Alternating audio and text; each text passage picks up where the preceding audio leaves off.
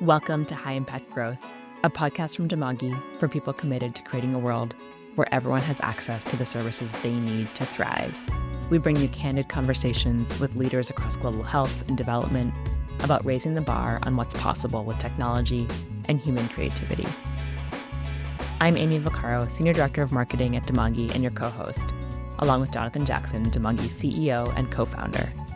Today, we're joined by Deena Mousa, lead researcher at Coefficient Giving, formerly known as Open Philanthropy, one of the world's most analytically rigorous and impact-focused funders. We recorded this episode before the name change went live, so you may hear us refer to the organization as Open Philanthropy. Deena's work sits at the intersection of cause prioritization, cost-effectiveness, and AI's role in shaping global health. In this conversation, we explore how Coefficient Giving identifies where each dollar can have the greatest impact, what it means to learn as fast as possible as a funder, and how AI could become a true force multiplier for global health systems if applied thoughtfully. If you're curious about what smart, evidence-based funding looks like, or how AI could reshape equity in global health, this episode is one you don't want to miss. All right, welcome to the podcast. So I'm so excited for today's conversation. We are joined by Deena Mousa, who is lead researcher at Open Philanthropy. Welcome, Deena. Good to see you. Thank you so much. It's great to be here. Yeah, and John is here as well. Hey, John. Hey, everyone. I'm really excited to chat with you, Deena. And I got the pleasure of meeting Deena in New York during UNGA as well. Oh, good. Nice. Yeah. That's We're at a very routed coffee shop. I think all coffee shop for that week. Yeah, I think every coffee shop in Midtown East is basically overrun for the week of UNGA, which is, I'm sure that's their busiest week all year. Yeah. But it was great. Yeah, it seems like New Yorkers dread UNGA week for just the crowds. Cool. Well, Deena, I'd love to start by hearing a bit about your journey into global health and philanthropy, like what drew you to Open Philanthropy, and how did your role evolve over time? It looks like you started as chief of staff and now you're leading the research team. Love to start with your story. Yeah, absolutely. So starting way back, I guess I studied philosophy and economics in college. I went to Yale, and at the time I was really interested in how countries and communities got on radically different trajectories, or at least it seemed like that to me. So in some places, for example, diseases that had been eradicated in other areas were still massive health burdens. In other senses, some countries got on these very rapid economic growth trajectories and development trajectories, whereas others saw much slower economic growth. And the degree of difference in outcomes seemed like a really interesting and important problem to me. And so I got really interested in that when I was studying in school. After college, I spent some time in consulting, partly because I thought it would help build a really broad analytical toolkit that was useful, but also partly because it seemed like a really good opportunity to understand how a lot of very different organizations and systems actually function, with the sort of hypothesis that in a lot of cases, somewhat small or seemingly unimportant differences in how systems or organizations are set up can lead in the long term to these like really radical different outcomes. So that was great. I spent a lot of time working on global health and life sciences projects, including some COVID crisis response work, which was, I think, a particularly interesting time to be thinking about public health. So I'm really grateful for that opportunity. And I learned a lot about how organizations answer really big, high-level strategy questions, but also the practical challenges that arise day to day, even when you know what should be done, in actually getting things done, which I think is really important experience because it's so easy to underrate these problems if you're looking at something from a sort of mile-high view. But I knew I wanted to work on global health and development problems after a few years in consulting, and I was drawn to Open Philanthropy as a place to do that because I realized and I learned how strongly the power law applies to doing good, that some opportunities for impacting people's lives are just thousands of times more cost effective than others, more impactful than others. And so the idea that you could apply some of the same analytical frameworks that I learned in economics and that I applied in management consulting to philanthropy felt both really intuitive, but also kind of underexplored to my view. And I started at Open Phil as a chief of staff, which I think gave me a lot of insight into all of our program areas, their strategies, how they worked, and also like how high level organizational decisions get made. And in that role, I did a lot of, for research shaped projects and made exploratory grants as well. And so I think that experience collectively made the shift to cause prioritization research feel like a very natural progression. And so now my focus is on cross-cutting research and identifying new areas where we could have outsized impact, and also evaluating the impact we've already had on the world and how we can maximize that today. That's great. And Open Philanthropy is one of the leading impact maximization foundations out there, along with GiveWell and some others. And can you just give a quick background on Open Philanthropy? I know a lot of our listeners are familiar with global development in general, but the field of impact maximization and trying to, as you said, apply those analytical frameworks to how to make dollars go further can feel a little bit foreign compared to how a majority of aid is currently spent. And so can you just give that quick background? Absolutely, yeah. So for those who aren't familiar, Open Philanthropy is a philanthropic funder and advisor, and we're focused on doing the most good possible with the resources we have. And a lot of funders are, of course, focused on that, but I think what makes us somewhat different is that I think a lot of giving happens to some degree because someone has a personal connection to the issue. So donating to your alma mater, for example, or supporting cancer research because a friend recently was diagnosed. We start from a neutral standpoint. We are open to, in theory, any cause area, and are trying to select the ones where we can get sort of the most impact per dollar. And over time, we've researched, I think, hundreds of cause areas and have chosen a few to focus on so far. So I think that is what really characterizes Open Philanthropy as maybe distinct from some other funders. And I want to make an aside here that for a lot of our listeners who are new to the field or starting companies in the field, it might seem obvious that funders are supposed to have that thesis. And in fact, very, very few foundations would say, like, our stated goal is to maximize the impact per dollar spent. A lot of foundations have advocacy goals or have, systems level goals that are great and totally valid.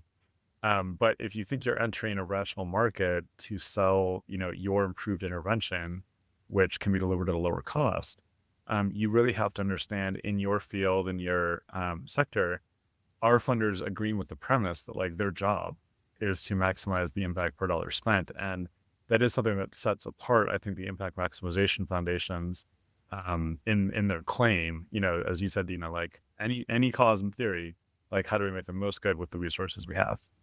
So Deena, thank you so much for that primer. What are the area, like given that sort of like neutral starting point, what kind of areas are you focusing on?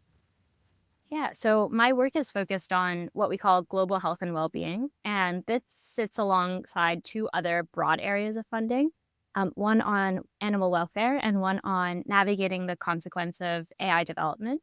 The global health and well-being is broadly composed of four types of grant making. First, we support direct health interventions in the developing world through an organization called GiveWell. And this includes things like mosquito nets to stop malaria or vaccines or vitamin supplements. Second, we do work in global health science and R&D, which is essentially trying to diagnose, prevent, and treat neglected diseases that primarily affect people where the market doesn't necessarily solve by itself. Third, we do some bundle of policy work, which includes macroeconomic growth, which includes environmental public health threats like lead exposure or poor air quality, and improving the way that global aid is allocated.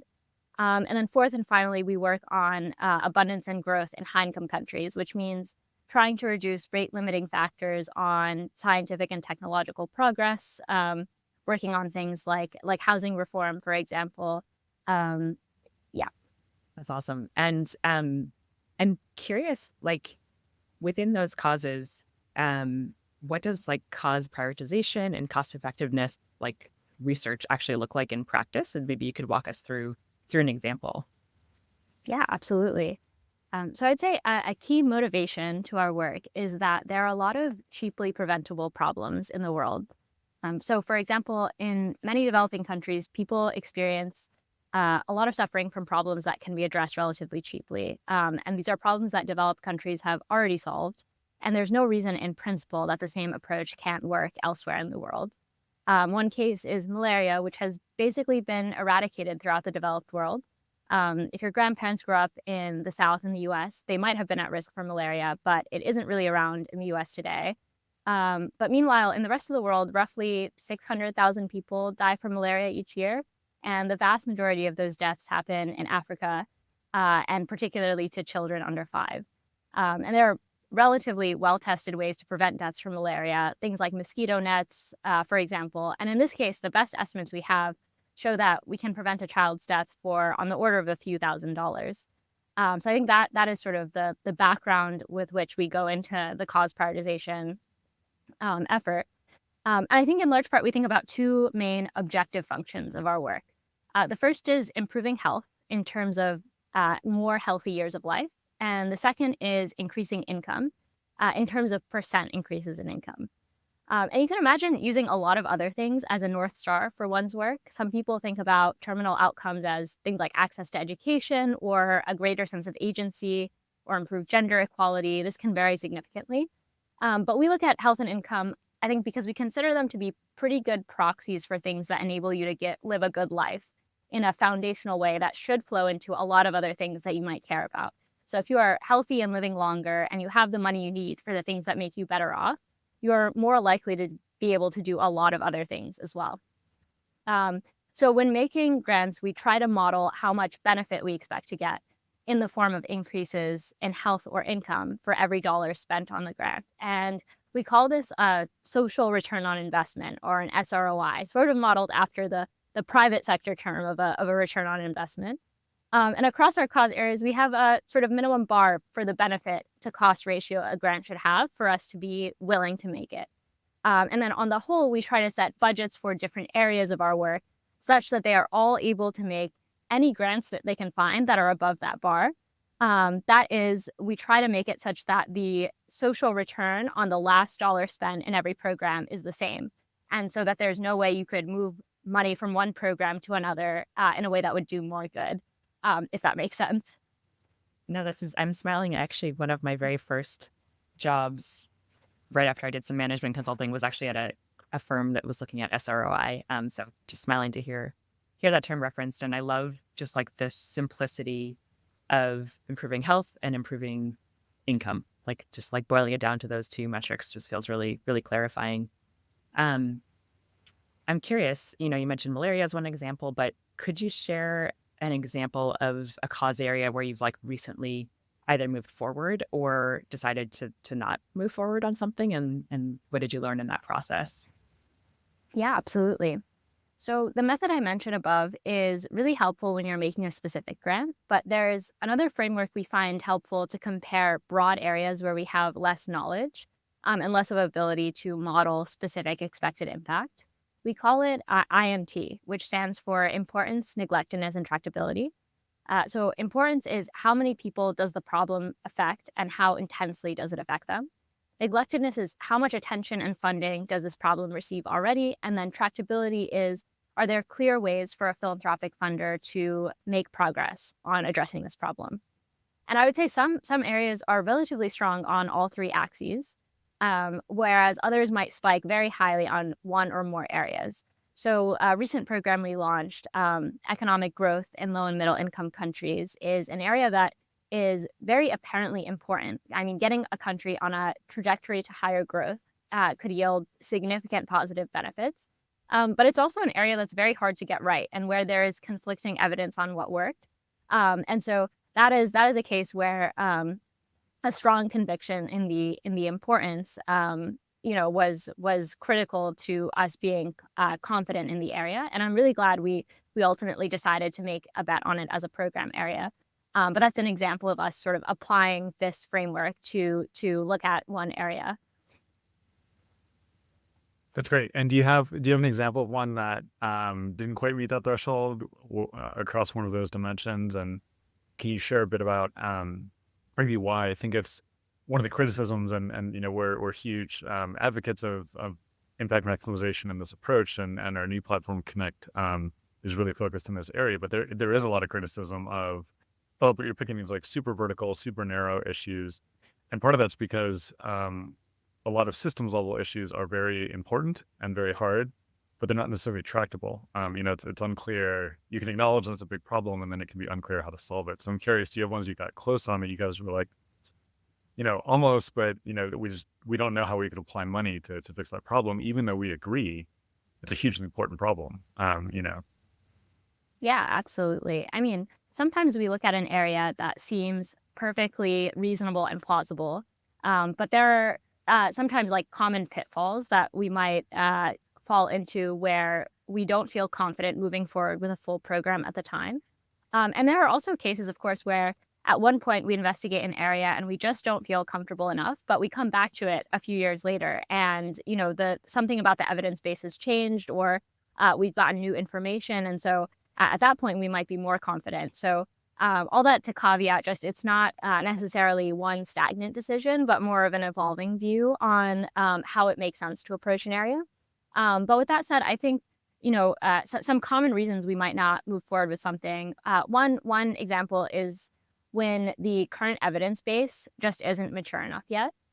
So in some cases, we have some sense that a problem is important, but there are just a handful of studies, and maybe they're more correlational studies as opposed to ones with like a clear causal identification mechanism. In that case, we might not feel confident enough yet to launch a full program, but we might instead fund additional research in the area.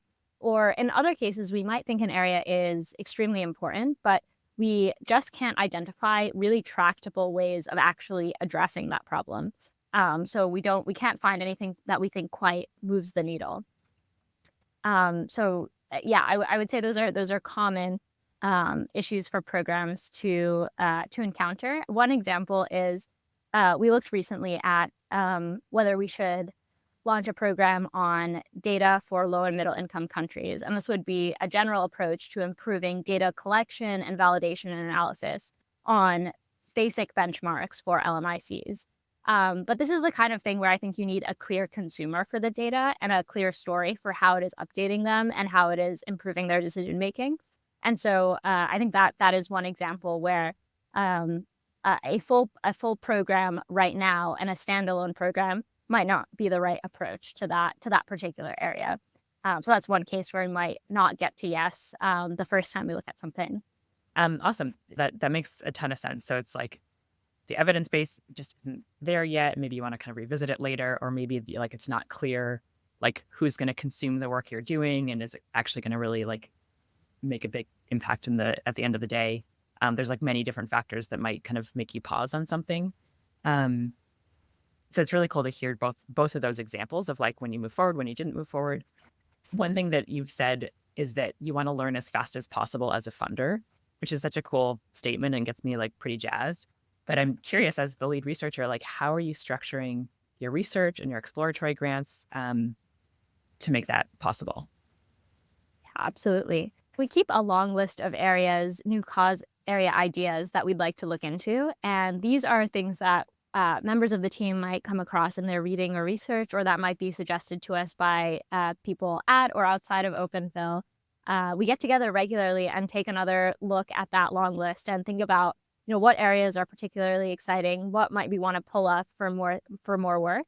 And usually we might start with either a 2-day investigation on some areas where there is some key uncertainty, where it's clear that the answer to that will determine whether it makes sense to go further. So for example, does this actually have a very high burden, or is this actually something where you could plausibly make a difference?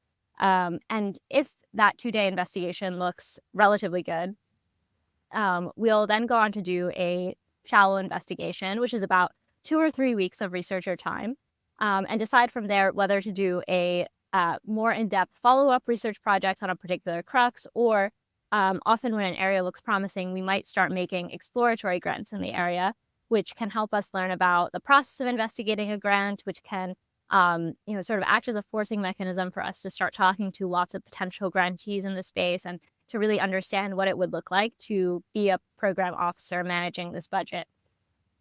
And those first few grants are often chosen with learning in mind. So, for example, we might start by funding a high value of information study on something that came up as a gap in our research, or we might try to make smaller grants across several organizations with different theories of change so that we can follow and evaluate their work more closely and use that to come to a consensus on what the right approach is. And we often explicitly have value of information as a parameter in determining the social return for many of these grants. So we think about how much this grant is likely to change a future funding decision that we'd make in a way that improves its cost effectiveness. And that in turn is often part of a case for why we might make a grant.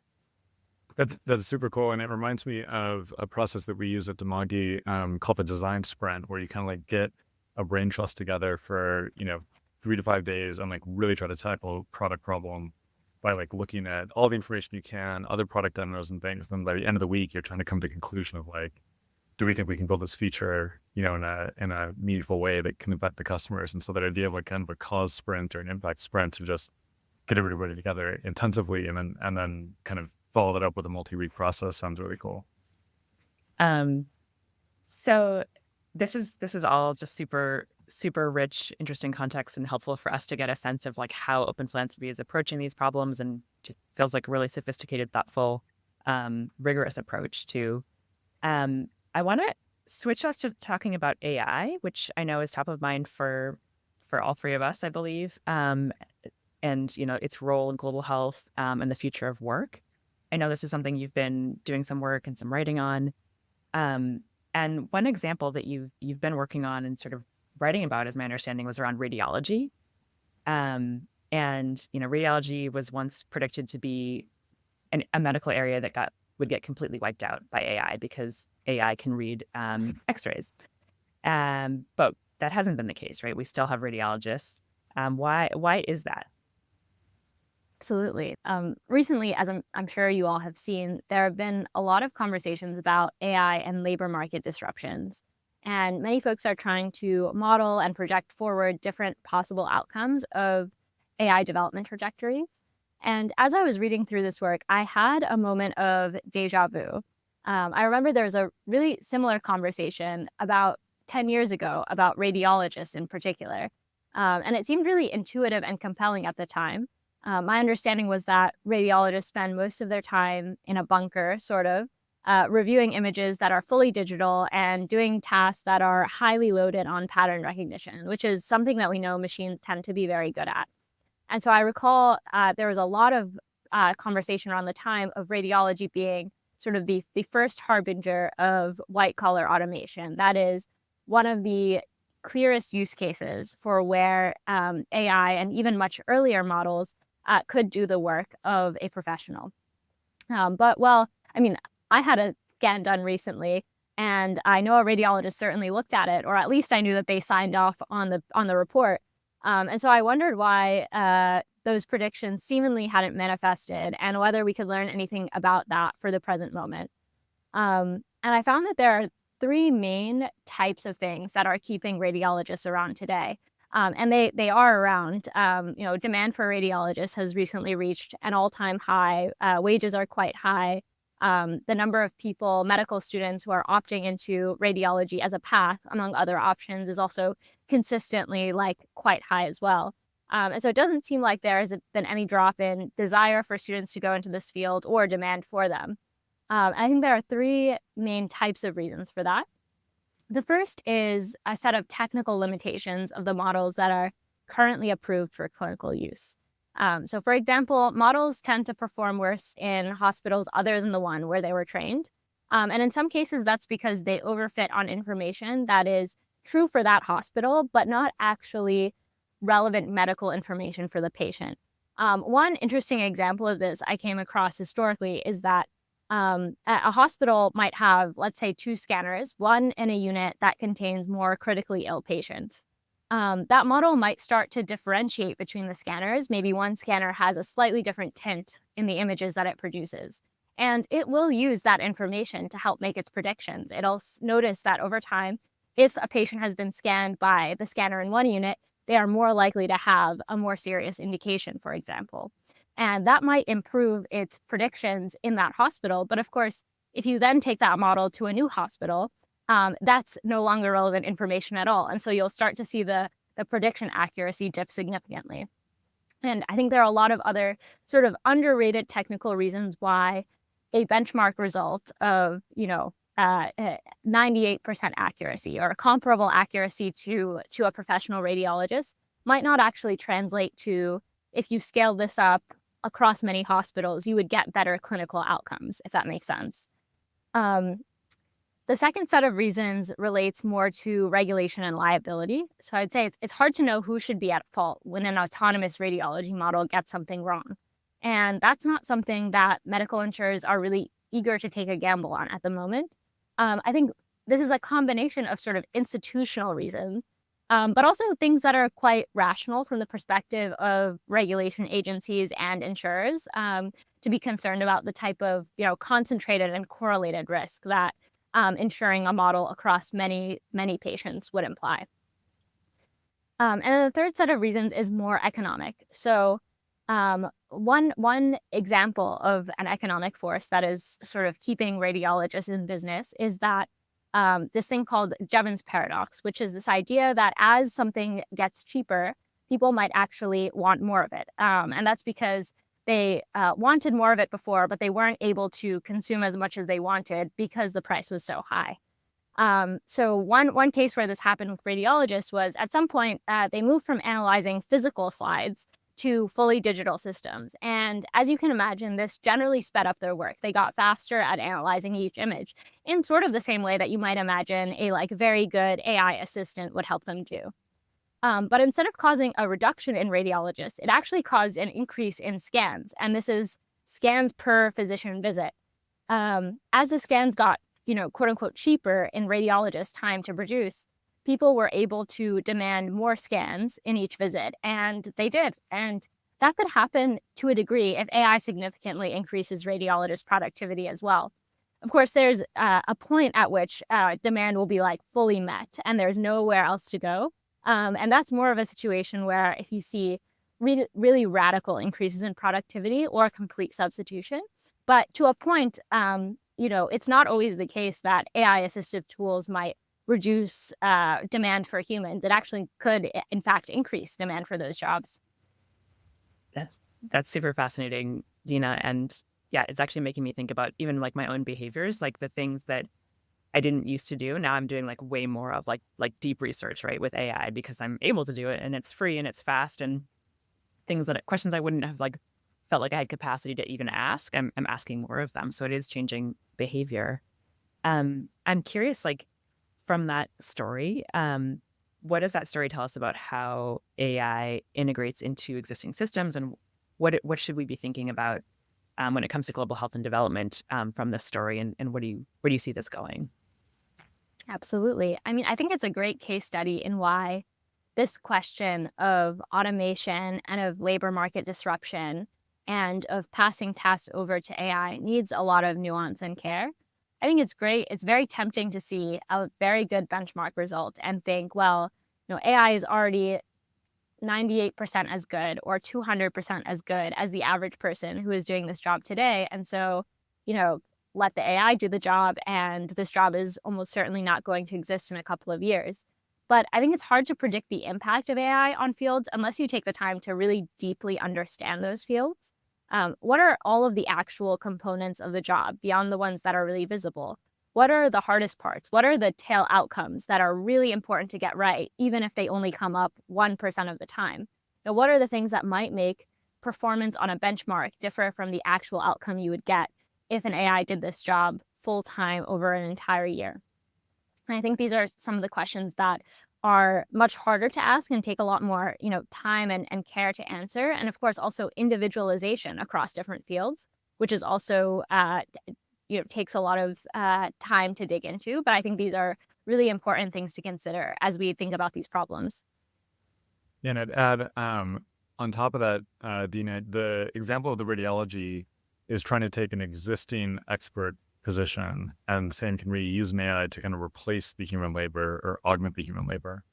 I think in global health and development, due to resource constraints, which also exist in many high-income markets as well, there's a lot of hypothetical jobs that either literally are posted and not filled, or we wish somebody could fill, but obviously don't have the budget to do that. So I also think this is field of, if an AI could only do it, 80% as well as a hypothetical human, but everybody agrees that hypothetical human will be like 100th on the list of roles you would, invest in and pay for, and therefore never exist. Is 80% good enough? Can 80% add a lot of value? And I think that's a really interesting ethical question. I mean, we talked about this on a previous AI episode, but, for example, if you had coaches for community healthcare workers, and you're like, well, there's just not enough budget, to afford all the coaches we wish we had, and an AI chatbot might be 50% as good, as a human coach. Should you release that, or should you not settle, for AI that's only, a little bit as good, even though you also acknowledge like we don't have the budget to hire all the coaches? And so I think this is really fascinating ethical question and optimization question of lots of these roles where you're like, yeah, I think an AI can at least be like mediocre at doing that right now and probably will get better over time.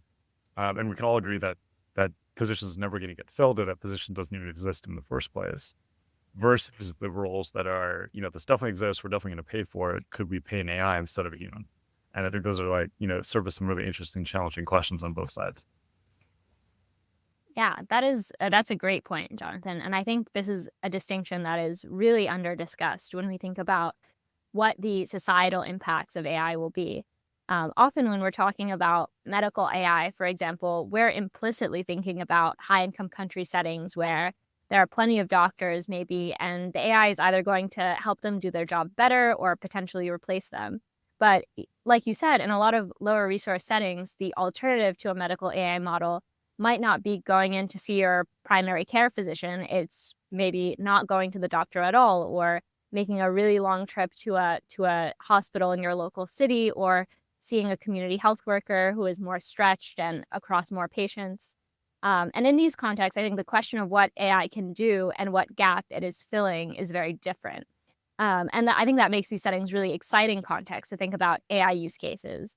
They would be acting from a very different baseline of accessible care. And so the potential for health benefits seem very large and important to consider in the context of, what is the alternative standard of care, and what are you moving from when you suggest that someone begin to use an AI assistive model in a lower resource setting. And so loved how you stated that. Going back to your INT framework for cause areas, AI is so comically kind of important. Just like obvious.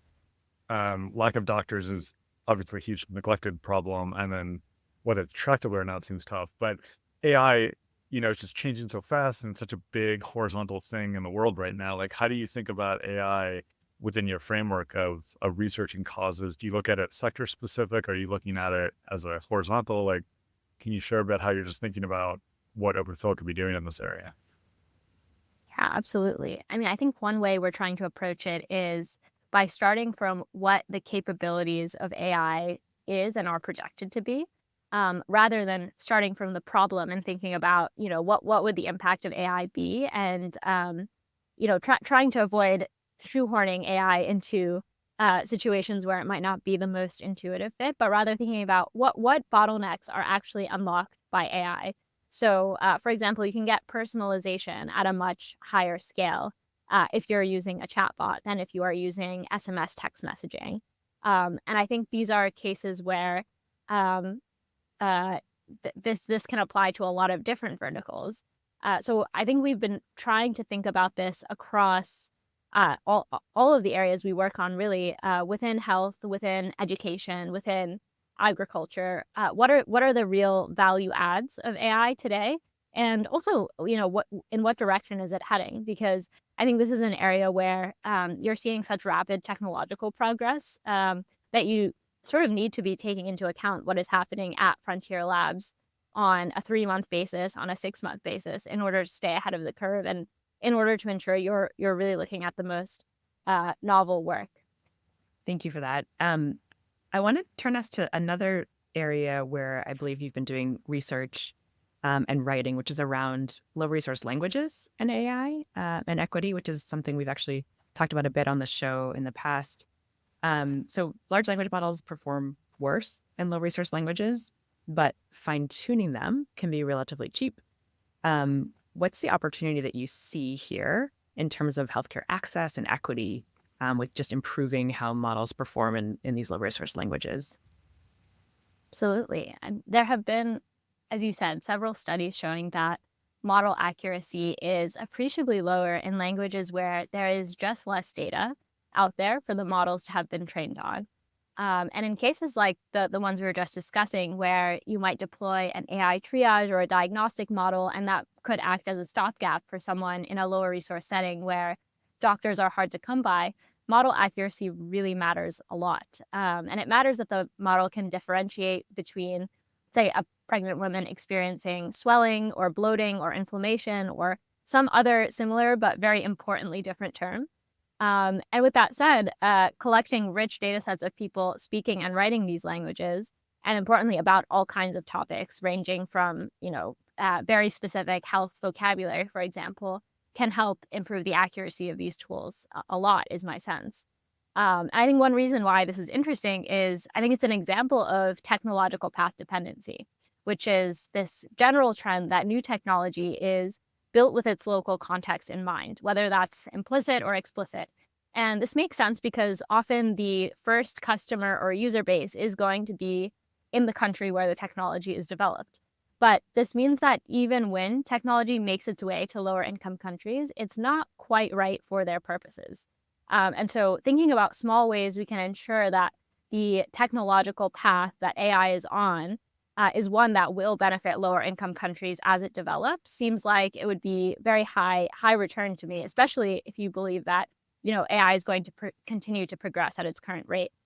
Yeah, that's certainly something we have talked about in multiple previous episodes. And I think the potential for these commercial frontier models to have just massive, massive impact in lower resource settings is obviously there. And then the question is like, what is that gap going to be? Because it stands to reason the commercial markets alone won't necessarily shift it into the most usable or even medium, moderately usable if it's not tuned for those specific environments. Do you think about how to work with the big frontier labs and helping them to move in that direction? I mean, it's such an arms race right now that it also feels daunting to kind of be like, hey, by the way, can you make sure you're looking at 10 years out how this is going to be used in low resource settings when they're fighting month over month to release the latest and greatest?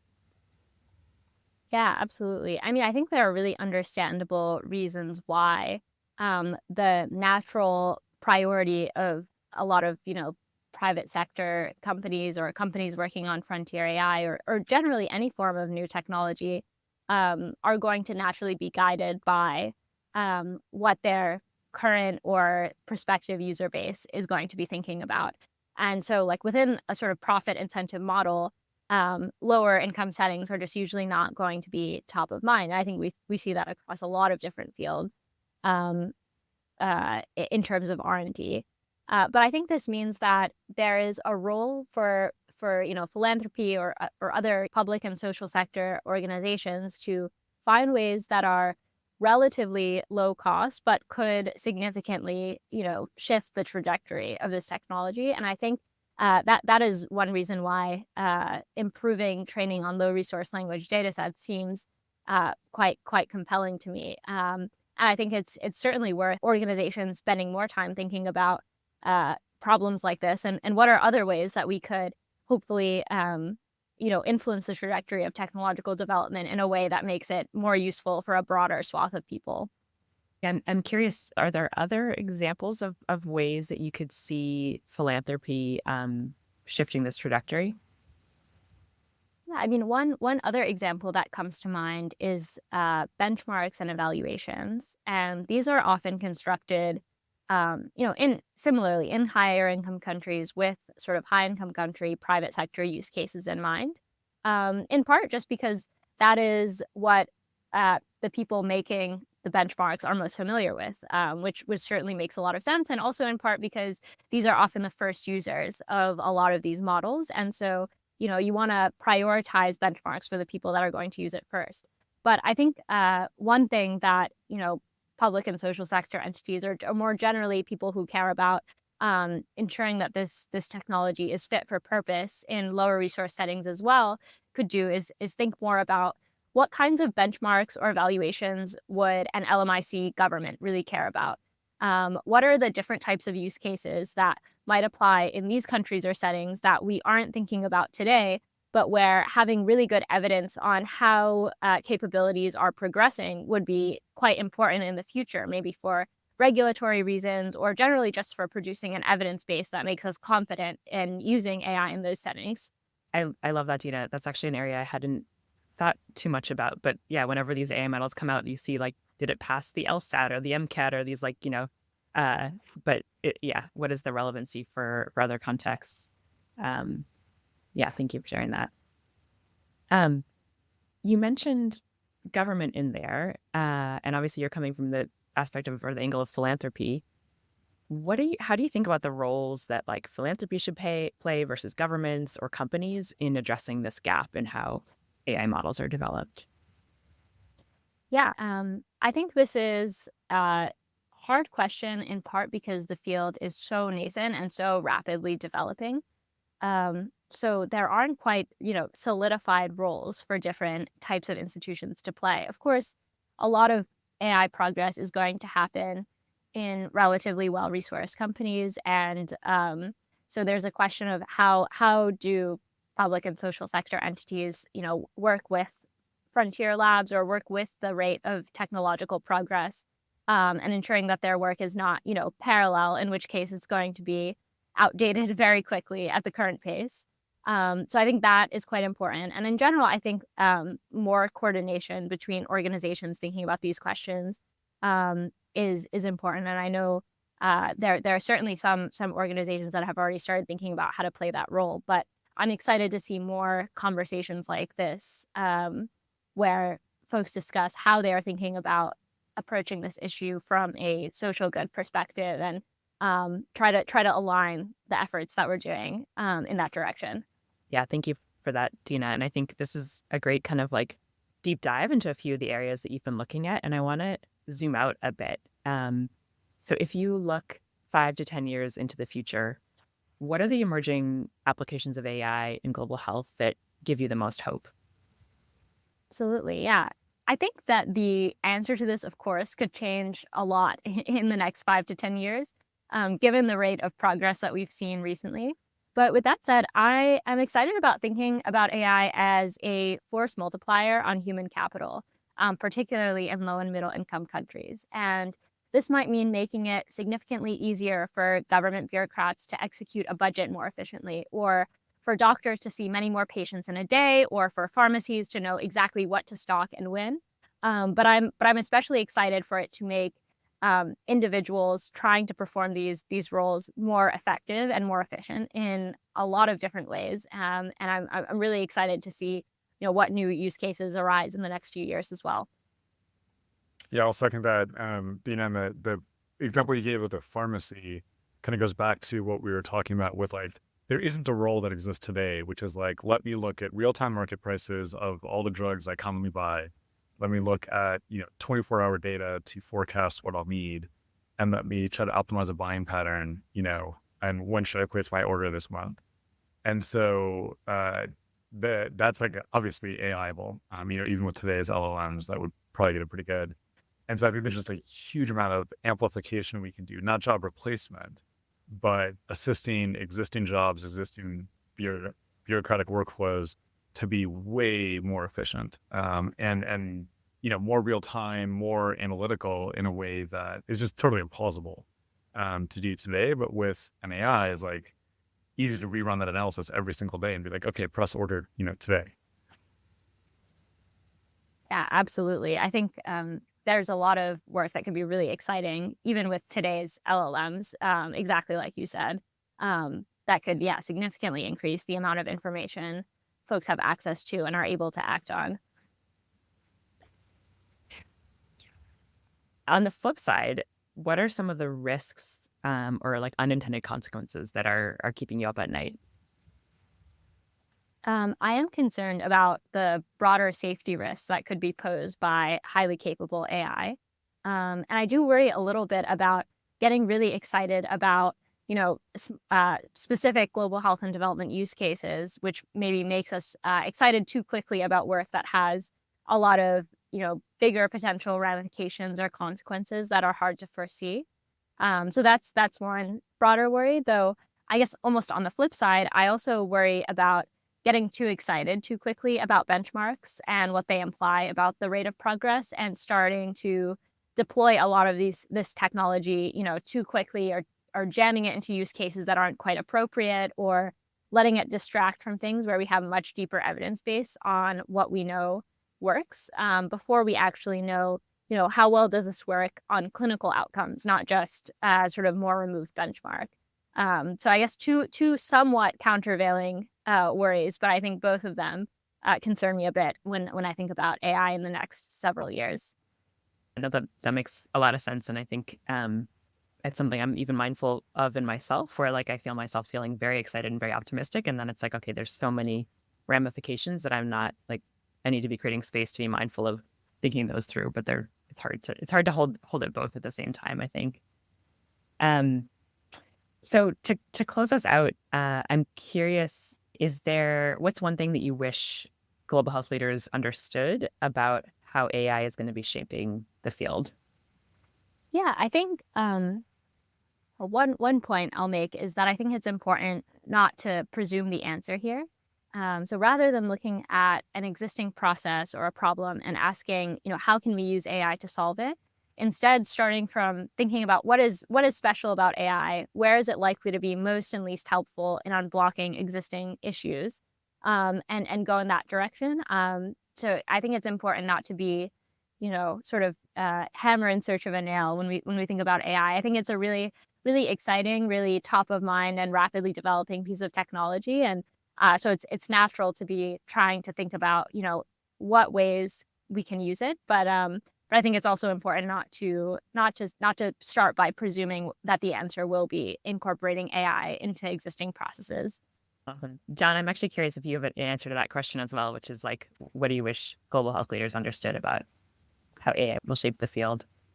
We've talked about this a bit internally. I think there's just going to be an amazing explosion of AI demos and new software that we can create with AI. And I think it's really important to try to ground all of this work and how you're going to measure it, how you're going to improve it. I think one of the concerns I have is, and we see this with lots of new, big, shiny technologies, that it's going to solve everything, or kind of be applicable to many more things than it might be relevant to today. And so I think there's huge reasons to be massively optimistic about the potential for AI in global health and development.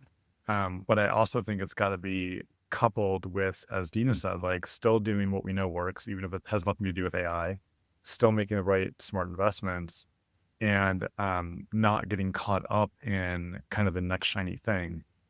Because like any new technology, AI is going to take a while to sort out and a while to determine what use cases are really, going to be impact maximizing versus the use cases that look cool or look like they work, but, maybe aren't worth solving even if they do work, or don't really work when you peek underneath the hood. I'm just like picturing all the ambient audio demos that are going to show CHW talking to a household that are like kind of good. And then like, does that really drive improved outcomes for that household or that CHW is really hard to answer. It's really easy to create that demo. The shiny dashboard, that's just going to be like a Q&A that's already possible today with the frontier models. So there's just gonna be like lots and lots of really exciting stuff. And we have to ground that with like, okay, but like, how are we measuring impact? How do we know this is working? If it is working, great. How do we know when to move to the next generation, right? Because the other thing is, for use cases that do start working, every 6 months, you're going to be able to kind of redo that use case entirely and get even more value. So it's also going to shift the way technology is usually deployed, which is like a big CapEx up front and then a multi-year kind of run and maintain. With large language models and the way they're progressing, you kind of have to think about rebuilding how you're deploying that use case, even if it's high impact, every 6 months or so. So lots of really exciting areas, but I also totally agree with what Deena said. I'm like trying to make sure you're grounded in where the value is, how to make sure that you're measuring it and evaluating it as things continue to improve. But I mean, the change that we're going to see is just already moving so fast, and it's going to continue to. And I think that's a safe bet. That we're going to continue to see just lots and lots of feature releases by LLMs and by the frontier companies that are applicable to global health and development. Awesome. Well, Deena, thank you so much for joining us today. I feel like we just we got such a great primer, and there's so many more questions I would love to ask you, and I'm sure listeners will feel the same. So where can folks follow your work or learn more? Yeah, thank you so much for having me. I write a Substack newsletter called Under Development, where I put all my work. So you can follow me there or on Twitter at Deena Mousa. I cover global health, economic development, and scientific and technological progress writ large. Yeah, thank you so much again for having me. Thank you so much. Thanks, Deena. A huge thank you to Deena for joining us and for sharing such a thoughtful, data-driven lens on how philanthropy and technology can maximize human potential. And thank you to our listeners, as always, for being here. Today's conversation left me with several takeaways. First, measure what matters most. Improving health and income remains a powerful, clarifying frame for impact. Second, learning quickly beats being certain. Coefficient Giving's approach shows that funding can be experimental, adaptive, and still accountable. Third, AI is not a magic fix, but rather a force multiplier. Its value depends on how deeply we understand the systems it touches. And lastly, when it comes to AI, equity must be built in from the start, from language data to benchmarks to who benefits when innovation accelerates. That's our show. Please like, rate, review, subscribe, and share this episode if you found it useful. It really helps us grow our impact. And write to us at podcast@demongi.com with any ideas, comments, or feedback. This show is executive produced by myself. Prathana Balachandar is our editor. Natalia Glowacki is our producer. And cover art is by Sudhanshu Kanth.